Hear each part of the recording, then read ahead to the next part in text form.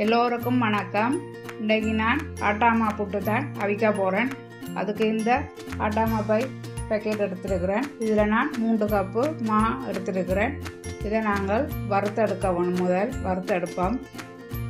அடுப்பில் வச்சுட்டு ஆட்டாமாவே ஒரு கலர் தான், ஆனால் அதை கருவ விடாமல் மெல்லிய சூட்டில் வச்சு இதை வறுத்தெடுப்போம்.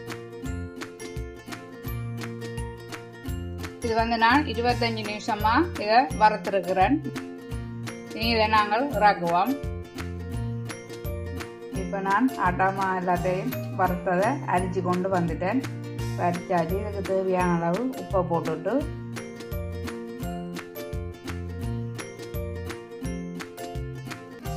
இதுக்கு தண்ணியை கொஞ்சம் கொஞ்சமாக விட்டு குழைச்செடுப்போம்.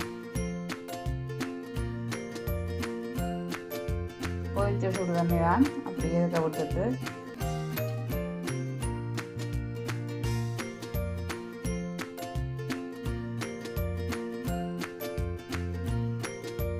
எல்லாம் குழச்சாச்சுது. இதுக்கு தேங்காய் பூ போடுவோம். தேங்காய் பூவை போட்டு குழச்செடுப்போம். இப்போ எல்லாம் குழச்சாச்சுது. உடன் தேங்காய் பூ தான் நான் போட்டிருக்கிறேன்.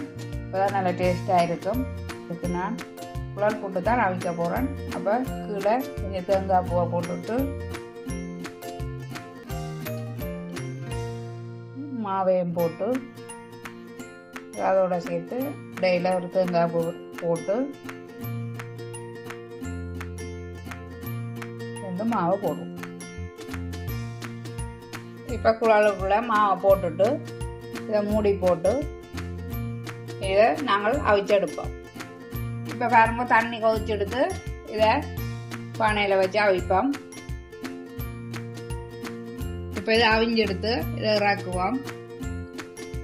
இப்போ பாருங்க, இதை இந்த குழலுக்குள்ளால் எடுப்போம்.